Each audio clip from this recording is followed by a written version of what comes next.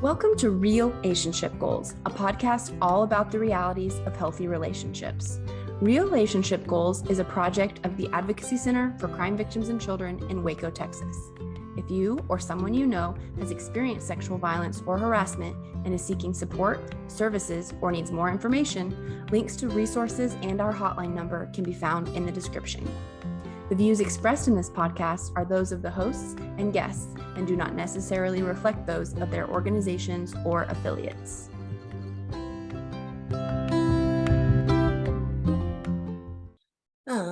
Hi, everybody. Welcome back to Real Relationship Goals. We're so excited to get started with a new mini summer season. As you are probably able to tell, we've got some new faces with us this season. So we're just going to do some quick introductions just to get acquainted. So my name is Kyla, and I am the Prevention and Education Director. Hello, everyone. My name is Arianna Gaines. I am the Prevention Educator here at the Advocacy Center. And I am Maria Berrigan-Vargas, and I am the community organizer here. Awesome. All right, so we're going to jump in with our story for today. Okay, so our story for today is based on the movie Love and Basketball. If you're familiar with it, it's a cool movie. I like it. And so the basis around this is that Monica, played by Sana Lathan, and then there's Quincy, played by Omar Epps, who become two childhood friends that aspire to be professional basketball players. Quincy's dad played for an NBA team called the Clippers. So that was a real cool aspect in that movie, and wanted to follow behind his dad's footsteps. And Monica is the very competitive, ferociously, like very intense basketball player. She loves basketball to a T, but sometimes when she's on the court, her emotions can become a little intense and overwhelming. And so over the time, we get to see how that plays out in the movie. And so over the years, from childhood to adulthood, once they got in college, they went through a lot of challenges together in their lifetime. But once they hit the college phase, because it's like played out in 4 quarters. So I think it was maybe the second quarter that they hit their college phase. And so they eventually started falling for each other and started going out and becoming boyfriend and girlfriend. And in that time, what we see is that their separate paths to basketball stardom threatens to pull them apart. And so in one part of the movie, Quincy finds out some really hard information about his father and his mother and their relationship and how that plays out. And then one night they meet up in the bleachers to talk about it. And, being, college athletes, you have requirements that you have to abide by in order to play on the team. And so they have a curfew. And so he wanted to stay after curfew, long hours after curfew, but she did not. And if she broke curfew, she was not going to be able to start on the basketball team. And so in that moment, we got to see a lot of emotions play out and how intense that moment was for the both of them, because I don't think he quite understood why she couldn't. But then again, I think he did. But then again, I think it was hard for her not to be there for that moment with him and just having to get up and leave and go back and abide by those rules. And so after that played out, basically what happened is like you get to see different dynamics in the relationship changes. I think some cheating happened, just miscommunication, misunderstanding of what was going on in that process. And so I think one night he just came up to her dorm room. I think she had just went back home and she had got into a huge argument with her mother. And so she was already upset. And so they met up at the front of the girls' dorm room, and just right there, he just like abruptly just broke up with her. And I was like, okay, this is based off a misunderstanding. And so just seeing that is just talking about today with our first episode with breaking up. That was really hard to see. And it's just like, breakups don't have to be done abruptly. There's always healthier ways to handle things, better ways to handle things. I think a big component, a part of that is communication. I think their communication could have been a little bit better. You know, once you get both perspectives of both people, I think you'll come to a common ground of like, hey, we could have handled this a little bit better. And we also got to see that at the end of the movie of how like, hey, the miscommunication played a big part of why they were not together in 1/4 of their time. But in the end, they did end up together. The ending. So it was a happy ending. Yay. But I just wanted to highlight on that aspect about the breakup part and how big communication is. So Well, that's my story. makes me feel like I have a rock in my stomach. But yes, like Arianna said today, and as you probably already got from the title, we're talking about breakups today. And so we just want to take a little bit of time at the beginning here just to acknowledge that breakups are hard. Breakups suck. Even like if you end on the best of terms, even if you are still friends, there are still going to be feelings of grief and loss, and you're gonna hurt, and that is okay.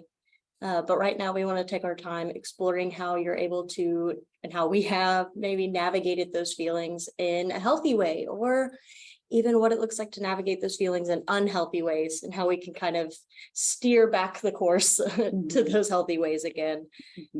So Arianna, Maria, let's go ahead and jump on in for today. What are we thinking? They suck. Yeah, they're really, really Not tough. fun. They're not fun at all.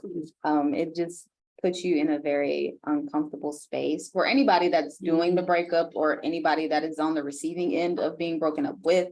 So yeah, there are times in a lot of relationships where you just realize that maybe that particular relationship is no longer working for you. And that is okay. There's a lot of reasons that play into that aspect.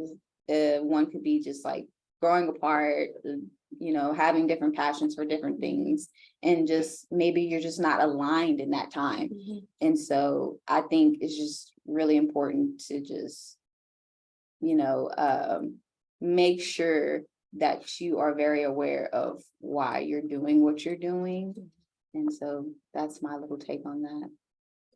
Does anybody else have any thoughts about it? Like, what's like another reason that a breakup could possibly happen? I mean, it could be like an unhealthy relationship, and it could be like realizing your worth and leaving the relationship and being like, In which case, yay. yes, We're proud of That is a good you. thing. Do that.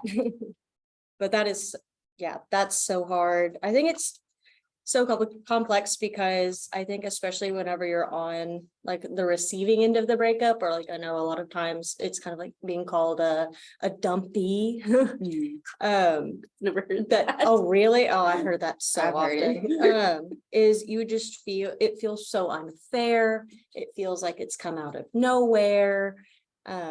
And that can be very close. And I know in a lot of instances I've been like, oh, you don't care about me. You don't care about how I'm feeling.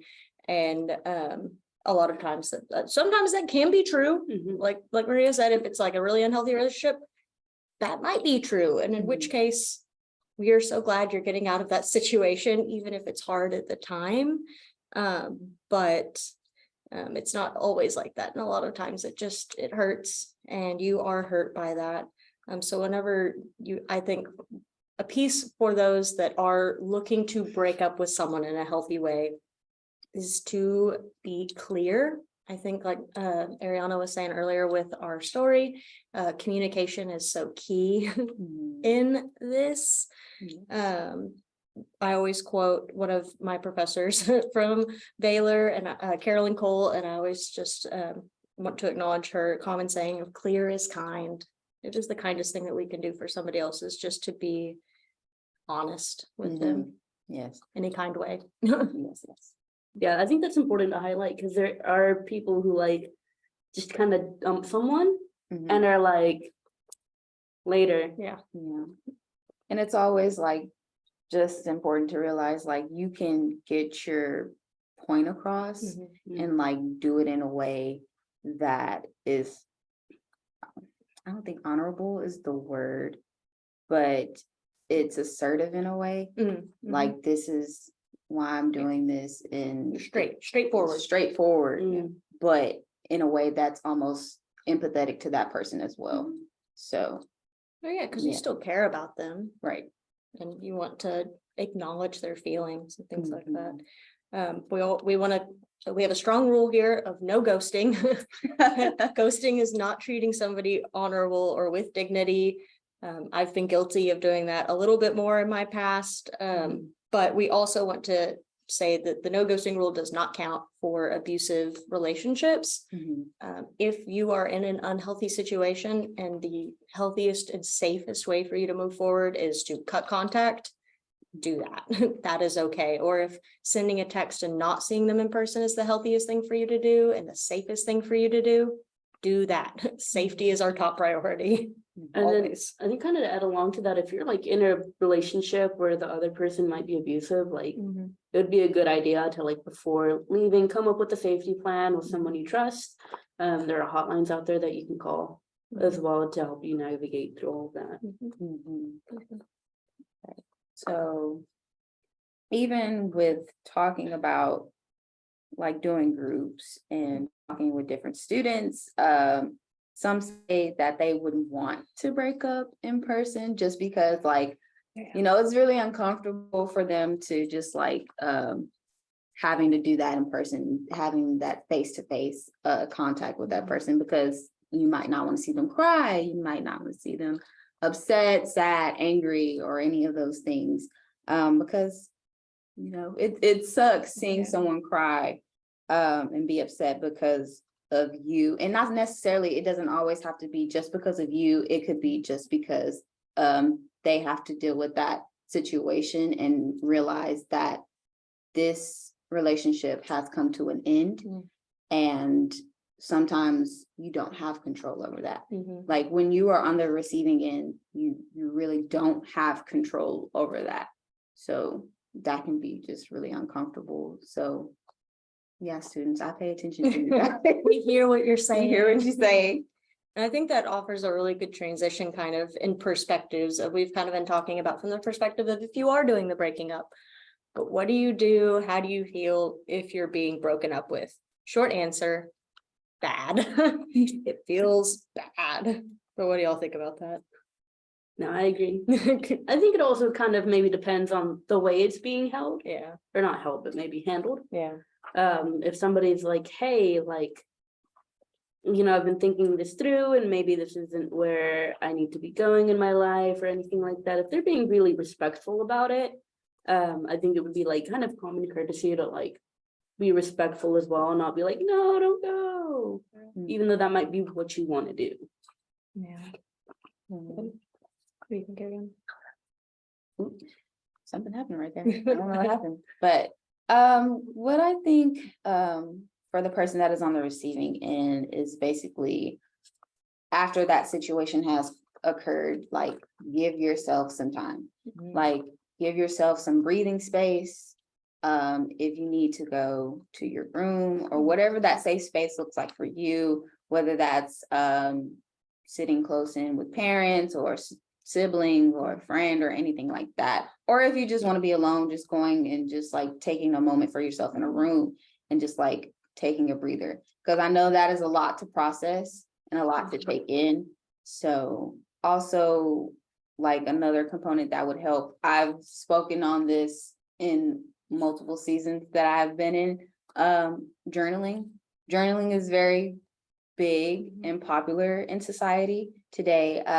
Like, writing out your thoughts of like how you are feeling, what is your next step that you're going to take in order to start the healing process of being broken up with, because it is hard to deal with, and that is understandable. But I think that's my take on how to like deal with a breakup in a healthy way. So 100%. And something that I'm going to say out loud, because I need to hear it personally always, is there's no wrong way to journal. All that matters is that you're writing and that you're getting it out there. I am awful because I will start a journal and I am like, okay, this journal is for this purpose and I will use it for this purpose. And then I either lose interest in that purpose and don't want to do that purpose anymore, or I want to express something in a different way, and I feel like I can't because I've boxed myself in. So I'm telling you, and I'm telling myself, there's no wrong way to journal. But there are unhealthy ways to engage in being broken up with.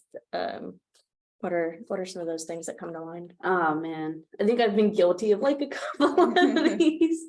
But like jumping into a relationship pretty soon after. I think at the end of the day, you're hurting yourself even more, and you're exposing yourself a little bit more to like having those fresh emotions just continuously being reopened. And it's just so common nowadays to kind of see that, like the rebound. Like there's so many even movies about rebounding after a relationship. And it's really unfair to the other person too, because you're just kind of carrying that unresolved hurt and unresolved trauma forward, which can lead to like projection. Like I'm projecting certain things from my past relationship onto my new one. And like in a way, it can also be just kind of used to as a way of numbing your emotions. Like, oh, I don't want to feel this hurt, so I'm going to take this masking tape of a new relationship and just kind of it on over, so I don't have to feel the bad things anymore. Which basically is just you're not allowing yourself the space and time to like process and heal like you need to, so that you can have future healthy relationships both with yourself and other people. Some other things that kind of come to my mind are like doing things that hurt your body. So like misusing like alcohol or different substances, things like that. Like with the intention to like numb or to harm yourself, stalking the other person, and isolating yourself from your friends and family. And also like something that I think is really easy to fall into. I think this is the easiest one to fall into, is begging the other person to like stay with you or to give you another chance. You can't force someone to be with you. You can't coerce someone into staying with you. So that's a hard and kind of like heavy truth, I think. And we just want you to remember that you're super awesome. Yes. And you deserve to be with somebody who wants to be with you, not someone that you have to beg to want to be with you, because that's not fair to them, and it's really not fair to you either. And also, I think a big component into like begging someone for like a second chance or whatever for the person to stay with them is also the clarity piece. Like if I know the reason, I can handle the breakup better. And understanding that when someone is breaking up with you, they don't necessarily owe you an explanation. If they do give you an explanation, that is wonderful. That is great. And I encourage that time and that moment where a person can do that. That is very great. But if there's ever instance where they don't, the clarity is the answer within that. So they don't necessarily owe you an explanation. It would be nice, but I think a big part of that with the clarity piece is like, if I know the reason and if it's a valid reason, if I can deem it as a valid reason, then I can handle the breakup better. And there's no perfect cookie cutter way to handle a breakup. Whatever process that is for you, that is your process. And you have to own that and you have to go through that. I think one of the bravest things to do when you're being broken up with and you're on the receiving end is being able to not suppress your feelings and own your feelings, whether that is if you're feeling frustrated, if you're feeling sad or just overwhelmed. I think the bravest thing that a person can do is being able to feel. So, yeah. Out here spitting on the podcast. Yeah. My goodness. Hey, Telling That's the truth. try. And also just shout out to everybody in going through the ending of a gray space relationship where maybe you never left the talking phase. You're in that situationship, whatever you got going on, that's ended. It's okay to be upset about that. That's a very real hurt. It's no less a it's no less of a relationship, like you still had a connection with another person that has ended. Mhm. And that hurts, and it's okay. My bad. It's okay to feel that hurt for sure. We all, like, a lot of times we end up mourning the expectations that we had for something, Mhm. and that's hard. So I just wanted to let you know that we see you, we feel you, Mhm. we've been you. It hurts, but I think we're ready for our relationship goal for today. So I would encourage you to reach out to someone you trust. If you've been broken up with, or you're going through a breakup, any way that you're going through a breakup, reach out to someone you trust and talk about different aspects of the breakup. And this could be in the form of a family member, a friend, a therapist, just someone that, you know, will have pretty reasonable advice to give out. And then take what you learn and apply it to a future relationship. So if in your previous relationship you didn't like the way that someone talked to you, or you recognize that you're the one that did something wrong, take that and learn from it. And just kind of going forward, always continuously find better ways to be you and be healthier in your relationships. And just kind of remember that a breakup is the end of a relationship with someone else, but it's also the beginning of a relationship with yourself and learning more about yourself. That's very good. That's a very sweet way to think about it. I like that.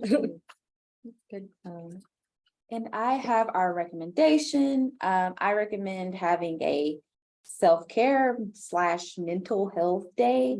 Whether that's going on a walk, going to the library to go get books, taking yourself out on a picnic, whatever that looks like for you.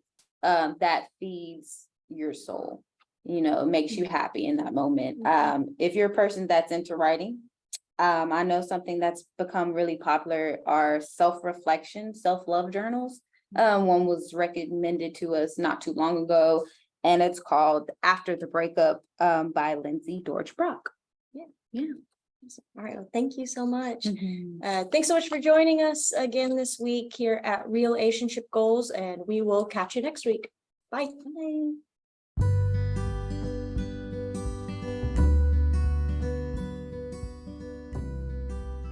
Thanks so much for tuning in to Real Relationship Goals. This episode was produced by the Prevention and Education Department of the Advocacy Center for Crime Victims and Children in Waco, Texas. You can follow us on Instagram at ACCVC_prevention. See you next time.